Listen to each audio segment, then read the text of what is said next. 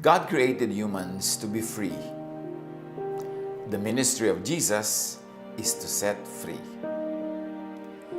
Pero maraming uri ng kalayaan, kasarinlan o pagsasarili. At marami ring uri ng kulungan o tali.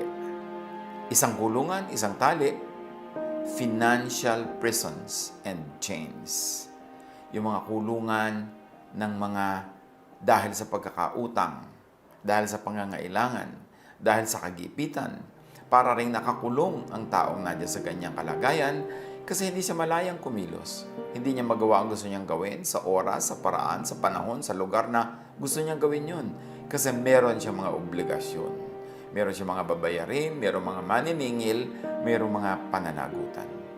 Ang pag-aaral natin ngayon, pinamagatan nating be financially free.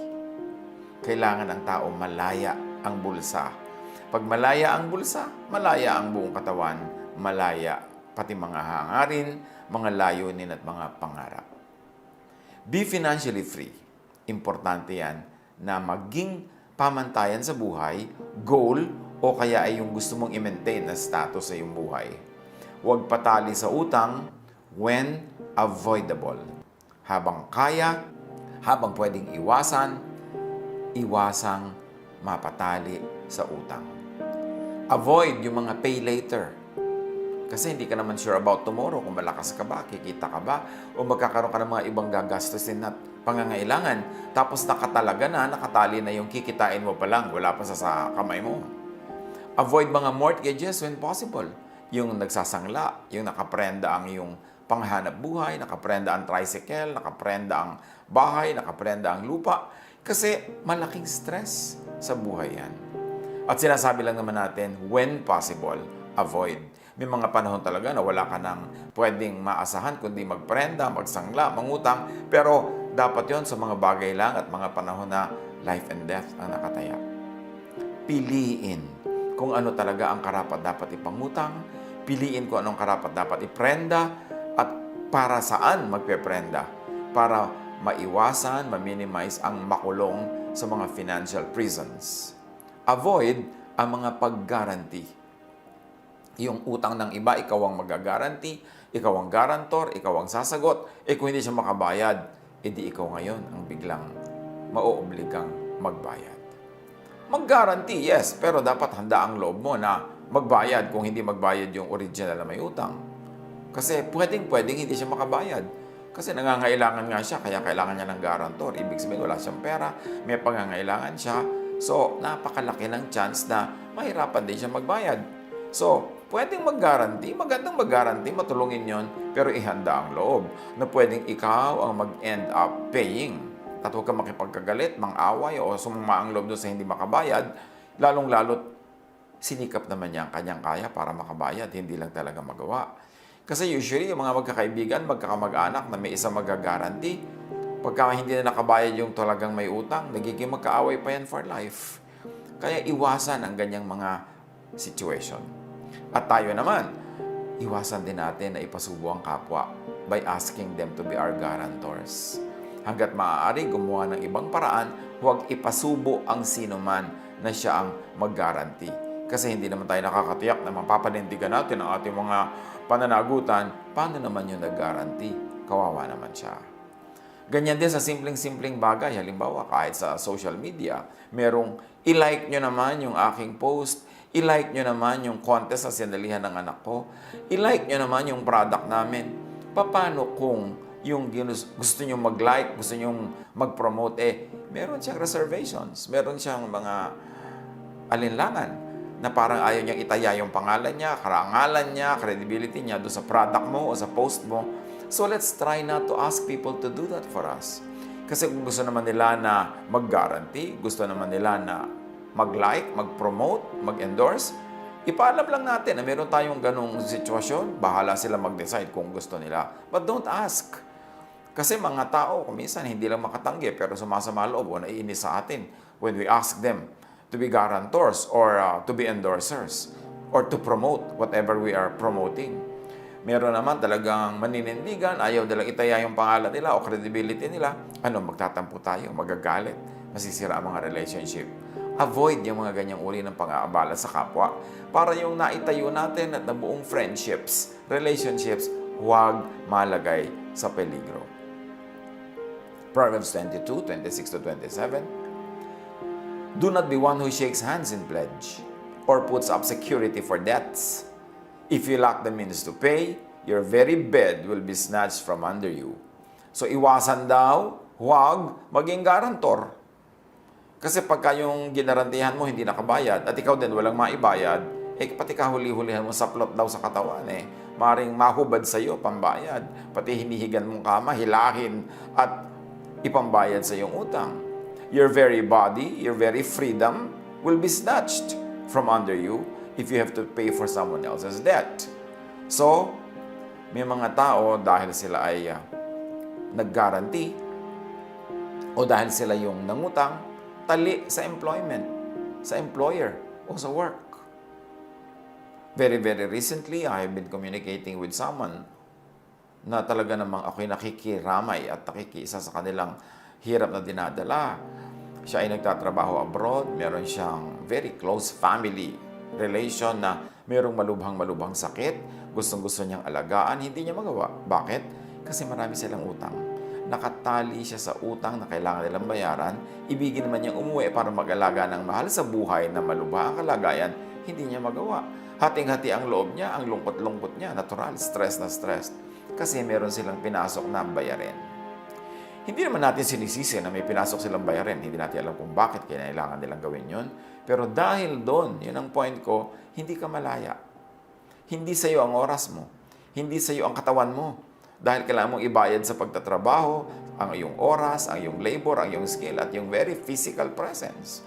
Kaya, nagiging kulungan ang financial liability. Nawawalan ka ng kalayaan. Na gusto naman ng Diyos na dapat ay tinatamasa natin. But because of natural law, and because of what we do, because of cause and effect, lahat ng ginagawa natin may consequence. At kung minsan yung kalayaan natin ang natataya, yun ang nawawala, yun ang naiilit dahil tayo ay may utang.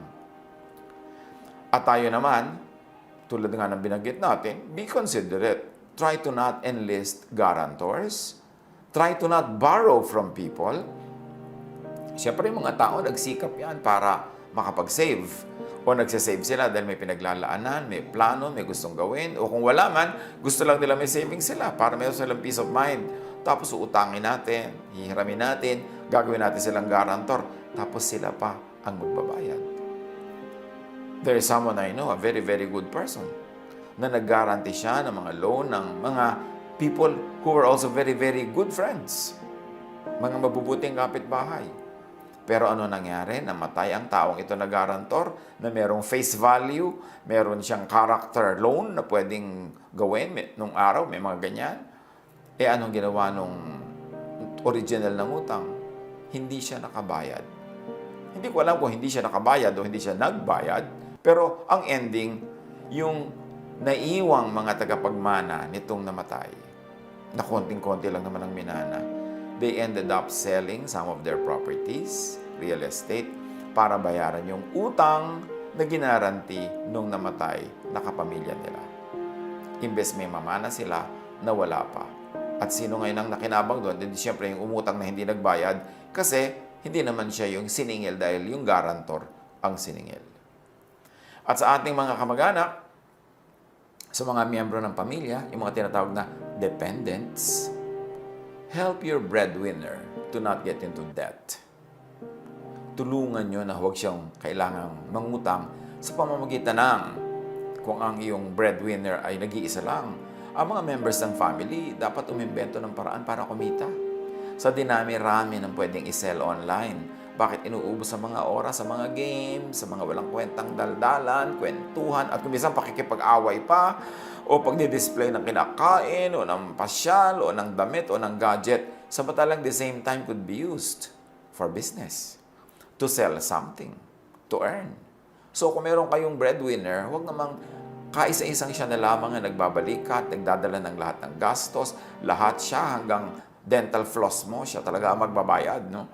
Hanggang lahat ng load mo sa phone, yan talaga yung tatay mo o nanay mo magbabayad. Dapat tumulong tayo, may invento tayo ng income. Pagka we are old enough and healthy enough to spend, therefore we are old enough and healthy enough to earn. Tulungan nating huwag mabaon sa utang ang ating mga breadwinners, at kung nagkaroon na nga ng utang, tulungan natin to pay debts. By saving, by conserving, by not asking for unnecessary things, para yung mga konting kinikita nila maibayad agad sa utang at lumaya sa pagkakautang. Kaya kung may utang, bayaran agad. Basta kaya, hanggang kaya. Bakit naman kasi yung mga iba napakabilis mangutang, magaling mangutang, pero pag bayaran na ang tagal, halos ayaw bitawan ng pera kahit nagkakapera na. Kahit may pambayad na, partially or fully, pag oras na ng bayaran, ayaw nang bitawan yung pera. Siyempre kasi you feel empowered pag may hawak kang pera. Pero tatandaan natin kung tayo ay may utang, yung perang hawak natin ay hindi atin. Dapat yon agad-agad pumunta sa pinagkakautangan natin.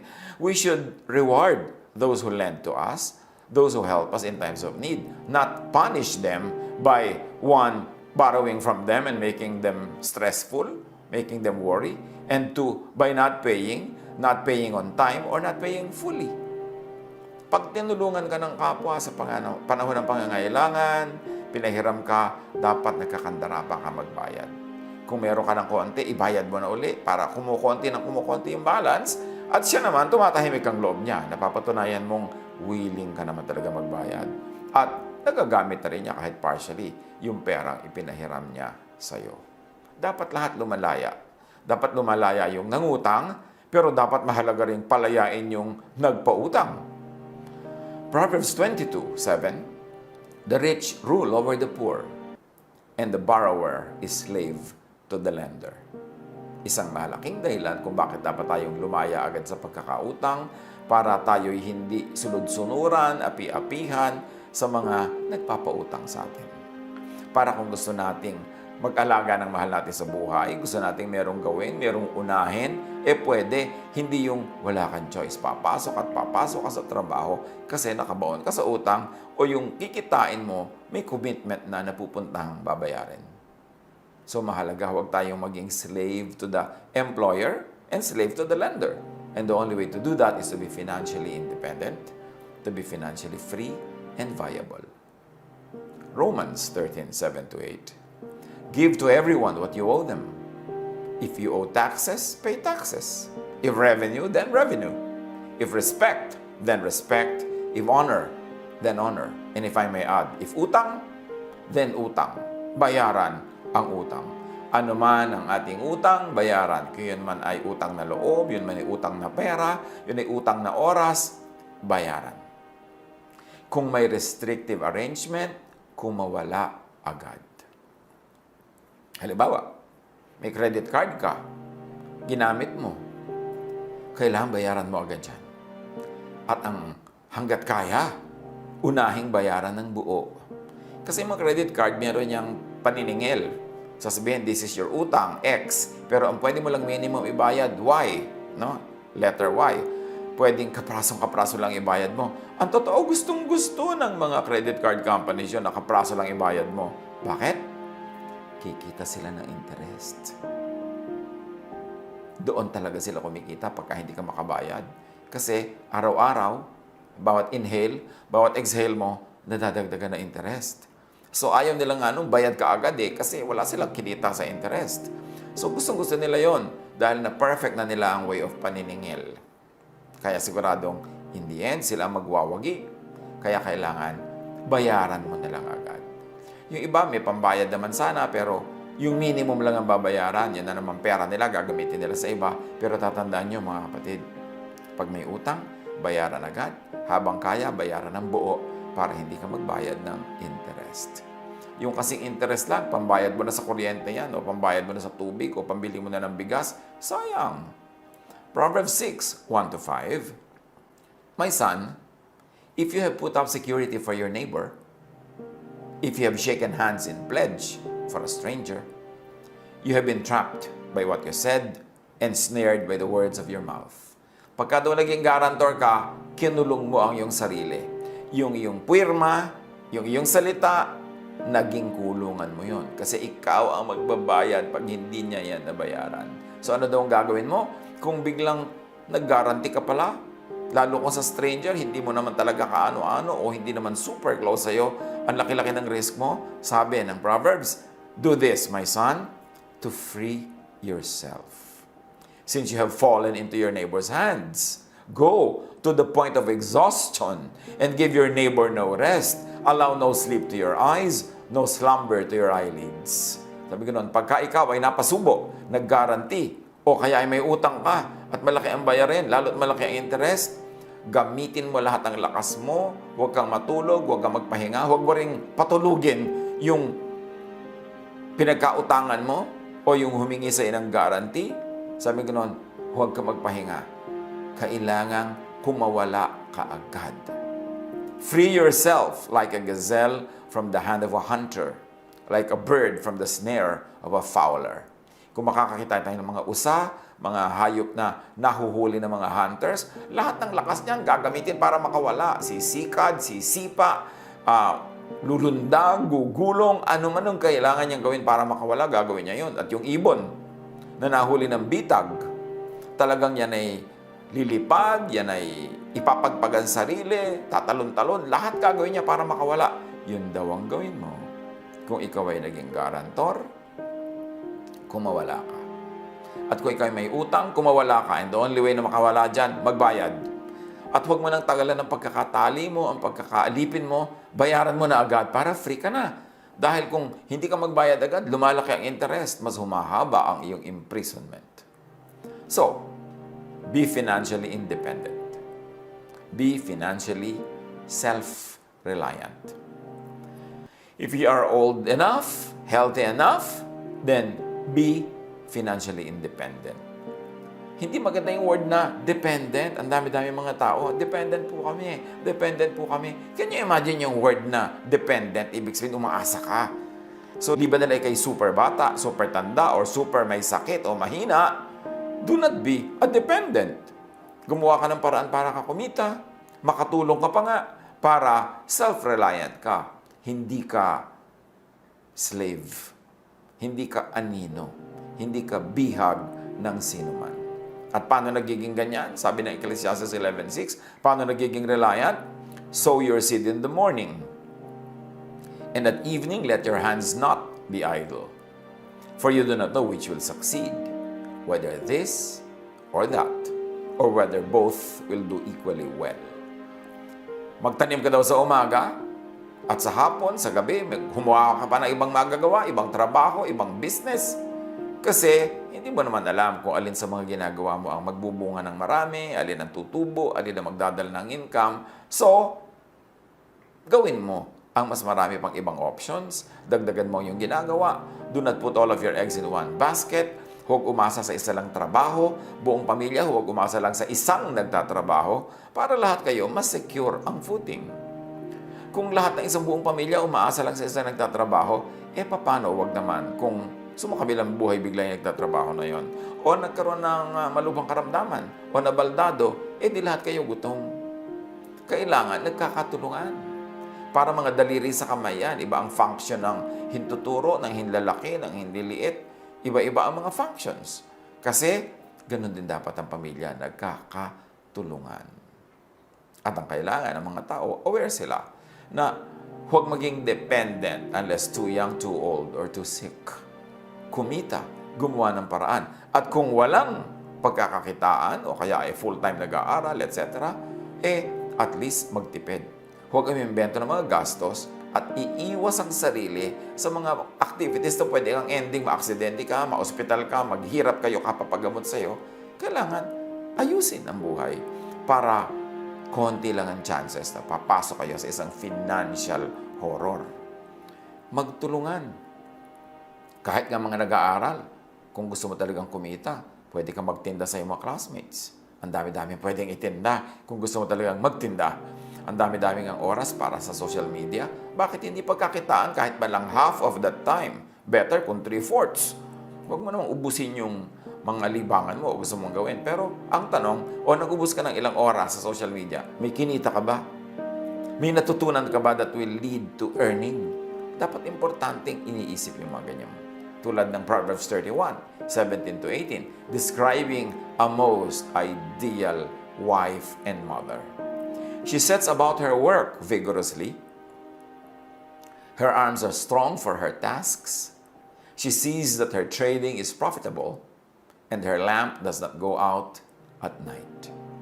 Malalakas daw ang mga bisig niya para magtrabaho. At tinitiyak niya na lahat ng mga negosyo niya kumikita, may tubo, at hindi daw siya nauubusan ng langis sa gabi. Ang mga ilaw niya hindi biglang namamatay na lamang dahil wala silang langis. Dahil well provided for ang kanyang household. May mga supplies, may mga stock. Ganon dapat tayo, hindi lang yung nanay, hindi lang yung wife, lahat ng members ng family. Proverbs 28:19, those who work their hands will have abundant food, but those who chase fantasies will have their fill of poverty. So isa pa yan, na paraan para hindi tayo magutom, hindi tayo mangutang, o sumobra pa ang ating income. Sabi ko na, those who work their land will have abundant food.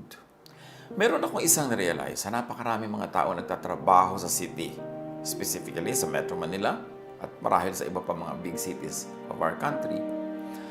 Nagtitiis sila sa halos ay very miserable living conditions, sa anliliit na sweldo, long hours. Tapos malalaman mo, ang dami nilang lupa sa probinsya. May mga lupain silang nakatiwangwang. May mga bungang kahoy silang nalalaglag sa lupa at nabubulok doon, hindi nakokolekt. Marami silang pwedeng pagkakitaan doon, pero hindi sila na namamalagi. Nagsisiksik sila sa mga cities na sayang ang mga assets nila. Siyempre, marami silang dahilan. Yung, ay mahirap magbenta, ay ganito, ay ganon. Pero ang point is, sabi sa Bible, those who work their land will have abundant food. At siyempre, hindi lang land yan. May equivalent na yan. Those who work their capital. Those who work whatever. Ang pagkakakitaan nila, asset na binigay sa kanila ng Diyos, magkakaroon sila ng maraming pagkain. Dapat lumagay tayo sa lugar. Be financially abundant. Diba? Una, be financially free, wala kang utang. Then, be financially independent. Tapos, palampasin mo pa doon, be financially abundant. Yung meron kang kinikita na lampas pa sa yung personal na pangangailangan. And the way to abundance, produce surplus. Kumita ka ng higit sa iyong pangangailangan, magtanim ka ng higit sa iyong kailangan, anihin at kainin, para may sobra-sobra. Proverbs 30:22, a good person leaves an inheritance for their children's children. Good person daw yung meron ka na impok, na itabi, maipamana, hanggang sa iyong anak at hanggang sa iyong apo. Hindi naman ibig sabihin na bad yung hindi nakapagpamana o nakapagbigay, paano naman kung talagang hindi ka pinalad o kaya ay talagang napakarami mong gastos sa sinuong o marami mga dilubyong dumating sa iyong buhay. Pero ang ibig sabihin lang nito, goodness is defined as producing surplus. Bakit mo kailangan mag-produce ng surplus? Kasi laging merong tao, less healthy than you are, less powerful than you are, na mangangailangan, edi para may pambigay ka, para may pangtulong ka. Magkakaroon kang anak kung bibigyan ka ng Diyos, magkakaroon ka ng apo kung bibigyan ka ng apo, at mangangailangan sila ng tulong, especially at the beginning. Pag nagsisimula sila, kailangan nila ng capital, kailangan nila ng introductions, at kung ikaw may magandang pangalan, may magandang bulsa, magandang introduction yun. Napapakinabangan ng anak o ng apo. Sabi ko na, ng mga taong mahuhusay, iniisip din nila yon hindi lang para sa sarili nila, na yung kanilang mga anak at apo makinabang sa kanilang husay at sa kanilang galing. Huwag natin baligtarin na tayo yung apo at tayo yung anak na umaasa sa galing ng magulang o ng lolo o ng lola. Kailangan tayo ang mag-reverse nun at magbigay ng pag-asa, magbigay ng tulong, magbigay ng pangangailangan ng mga susunod pa sa atin. Psalm 128:2, you will eat the fruit of your labor. So, yes, maraming mga nag-i-eat, pero fruit nino, fruit ng labor ng iba. You will eat the fruit of your labor, blessings and prosperity will be yours. So, anong ang blessedness dito? Production. Kailangan magaling ka sa production para hindi ka maging financial slave, para ikaw maging financially free. Proverbs 21:20, the wise store up choice food and olive oil, but fools gulp theirs down. So ano dito ang goodness? Ano magandang gawin? Conservation. Yung mga matatalino daw, marunong mag-imbak, marunong mag-pacing ng kanilang paggamit, marunong mag-spacing ng kanilang consumption, hindi na uubusan hanggang nagkakaroon uli ng kapalit. Pero yun daw mga hangal, nilalaklak nila agad kung ano man ang meron sila, so ubos agad. Psalm 15:5, Who lends money to the poor without interest? Who does not accept a bribe against the innocent? Whoever does these things will never be shaken. Pagka daw ikaw ay nagpapautang sa nangangailangan nang hindi mo pinapatawan ng interes, ibig sabihin hindi ka nagsasamantala sa pangangailangan ng kapwa, lalo kung mapera ka naman, aanin mo pa yung interest. At kung ikaw daw ay hindi tumatanggap ng suhol laban sa kaso ng mga walang sala, ang mga gumagawa niyan ay magiging matatag, di sila matitinag. Psalm 112 verse 5, Good will come to those who are generous and lend freely, who conduct their affairs with justice. In other words, ano ang paraan dito para maging financially free? Di ba yung una, production, and then conservation. Ngayon, goodness, kindness to the needy.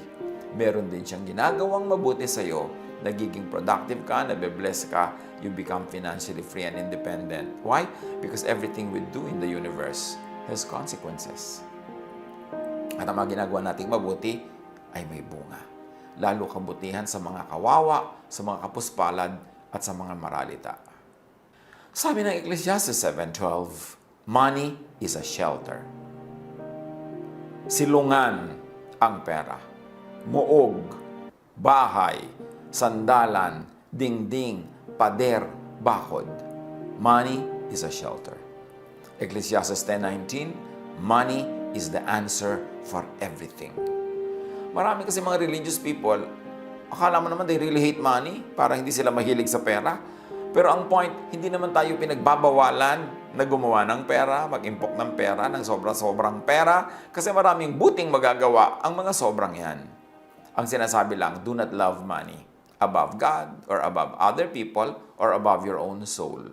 But do make money and value money. Proverbs 31:25, ang babae daw na magaling magtrabaho, masipag, marunong, may abilidad, she is clothed with strength and dignity. Ibig sabihin, may pera. She can laugh at the days to come. Ibig sabihin, secure. So, work to earn and conserve money. Save money. Live within your means. Sabi na matatanda, habang maiksi ang kumot, matutong mamaluktot. Pagkasyahin mo ang sarili mo sa 1 square foot na kumot o 1 square meter na kumot. Kung talagang yun lang ang kumot, live within your means. Borrow only for life and death needs. Don't borrow money para mag-party, para bumili ng bagong damit, para bumili ng bagong gadget, lalo't hindi naman panghanap buhay yung gadget. Don't borrow money for mga reparations and mga improvement ng bahay na hindi naman necessary. Hindi naman dahil tumutuloy yung bubong o lumulubog ka sa baha o nakikita ka na ng neighbor dahil wala kang dingding. Piliin ang mga paraan kung kailan lang talaga kailangan manghiram. Kasi nga, the borrower is a slave to the lender. At kung tayo naman ang may resources, tayo yung nilalapitan at kaya naman natin lend freely. Huwag na tayo mag-charge ng interest hanggat maaari. Bakit? Kaya nga nanghihiram yung mga tao dahil gipit. Tapos papatawan mo pa ng sobrang interest. E di para mo rin silang sinakal. Pinayagan mo lang huminga sila sandali pero sasakalin mo na naman uli sa yung sobrang interest. At yung mga may utang, nangutang, pay soonest. Be responsible. Tinulungan ka ng tao umutang sa'yo. The first moment na may pera ka, basta kaya mo, meron ka ng basic na kakainin mo, mga pangangailangan mo sa buhay, ibayad mo na agad yung iba. Para huwag naman siya mag-alala, huwag siya madala, and to be fair, para magkaroon na rin siya ng peace of mind. And pay cash completely. Pagka meron kang utang, lalo credit card, cash mo bayaran. Ibig sabihin yung buo, hindi kulang, hindi installment, basta kaya mo. Or save first. Importante. Pagka meron kang gustong bilhin, mas maganda sana hindi yung installment kasi meron yung financing. may interest yun. Kung kaya mo naman magtiis, maghintay-hintay, mag-save ka muna pag nabuo mo na yung pera at saka ka bumili ng bibilin mo, mas mura pag cash kesa sa installment. Lalo kung hindi ka makabayad sa installment, nagkakaroon pa yan ng interest. Avoid paying interests. Sayang yung pera. Pangkain mo na, pambili mo na ng kailangan, napunta pa sa interest. And pay hulugan only when you are ready na ma-forfeit ang inihuhulog. Halimbawa, kukuha ka ng hulugan, tapos kung minsan may mga balloon payments yan sa dulo, pumasok ka lang sa ganyang arrangement kung handa kang pagdating nung dulo na wala kang pang balloon payment, mawala yung hinulog mo, ma-forfeit at hindi na matutuloy ang bilihan. Pero kung everything yung ihuhulog mo, tapos hindi ka sure doon sa malaking balloon payment sa dulo, paano kung wala kang ganun pera pagdating ng singilan? Mababali, wala. Mareremata yung napakalaking portion ng ibinayad mo. Magka-refund ka man, ang liit.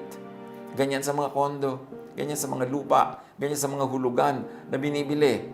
Hulog ka ng hulog, hulog ka ng hulog, pero doon sa dulo na balloon payment na ang laki, pagka hindi mo mabayaran yon, halos walang naibabalik sa'yo.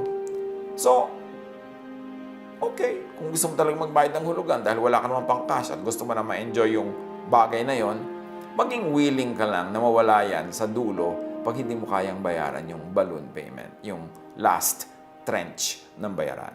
Pag handa ang loob mo doon, di hindi masyadong sasama ang loob mo, mawala man yon. At kung ikaw naman yung nagpapahulog, kung kaya mo naman, hindi mo naman ikakagutom o ikakamatay, huwag mang forfeit. Huwag mang ilit, huwag mang remata. Yung nagsangla na nga yung tao sa'yo ng mahalagang bagay. Kung motorsiklo yon o tricycle, panghanap buhay, sinangla sa'yo, tapos hindi makabayad, ifo-forfeit mo pa, lalo na siyang nawala ng hanap buhay. Hindi na siya makaka-recover. So kung binebless ka naman ng Panginoon, na pwede ka namang magpalampas na lang muna o maghintay na lang uli ng payment, huwag mo na sanang ilitin o rematahin, lalo kung panghanap buhay. Para yung kapwa natin makarecover. Yan ang ibig ng Panginoon sa ating buhay. Maging mabait, maging mabuti. Yan ang high religion. Yan ang mga best theologies. Kasi yung mga pinag-aaway-awayan ng mga theologians, tapos hindi naman sila mabait sa kapwa. What's the point? So be free. Especially at times, you need the most to be free. Kung kailangan mo ng oras mo para magmahal, para mag-alaga, nawa free ka. Hindi ka nakatali sa trabaho.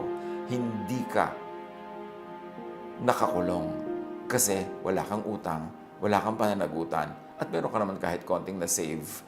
So, kailangan mong huwag magtrabaho, huwag pumasok, magagawa mo para gawin mo kung ano yung pinakakailangan at pinakagusto mong gawin sa oras na yun. Siyempre, may mga mag-iisip at magsasabing easier said than done, yung mga sinasabi natin na yan. Pero anong gusto nyo ipayo ko sa inyo? Sige, mangutang kayo. Sige, magpakalubog kayo sa utang. Sige, manuba kayo. Siyempre, papayo natin yung nakaayon sa mga katuruan ni Jesus. Mga nababasa nating magagandang katuruan sa Biblia na pag sinala mo sa Jesus filter, pasado. So, pwede nating apply in all times, in all places, in all situations. At yan ang pinakamabuting gawin. Reviewin natin na ganito mga aral. Maraming mga tao, they get into cycles of debts because of their habits. Ang hilig lang talaga mangutang kahit hindi kailangan. Tapos ang hilig hindi magbayad. Tapos buhol-buhol ang utang. Tapos, somebody has to pay. Sila o mahal nila sa buhay. Pag-isip-isipan natin yan. Marami tayong ginagawa. Bunga rin ang mga itinanim natin kahapon, last week, last month, last year, 10 years ago. Kasi ang itinanim, inaani. Kung patuloy at patuloy at patuloy tayo nagdarahop, meron tayong itinatanim na ang ani, karalitaan. Palitan natin ang tanim. Palitan natin ang ating paraan ng pag-iisip at pamumuhay para mapalitan ang ating buhay. Kung meron kang gustong baguhin sa iyong buhay, dapat may baguhin ka sa iyong pag-iisip. Kasi ang buhay natin ay bunga lang ng kung paano tayo mag-isip. Kaya sabi sa Romans 12:2, be changed by the renewing of your mind, so that you will be able to prove the perfect will of God. In so many words, that's what it is saying. So, kung meron tayong gustong magbago sa ating buhay, magbago tayo ng pag-iisip, ng ugali, ng asal at habits. Kung gusto nating mabago, makatakas tayo sa kahirapan, palitan natin ang mga habits that keep us poor or make us poor. Pag-aralan, pagbulay-bulayan, at nawa, umasenso kayo mga pamangkin, mga mahal ko mga pamangkin, kumita kayo ng higit sa inyong pangangailangan, mag-umapaw ang inyong mga pera at mag-umapaw ang inyong mga charities, ang inyong mga good work, social work, maging sa mga hindi kakilala at lalong-lalo na sa inyong mga immediate families. Pagpalain tayo, mayaman ang ating Diyos, marami siyang kayamanan gusto ibigay sa atin, pag-aralan natin kung paano yun hinuhukay, binubungkal, itinatanim para anihin. God bless us all.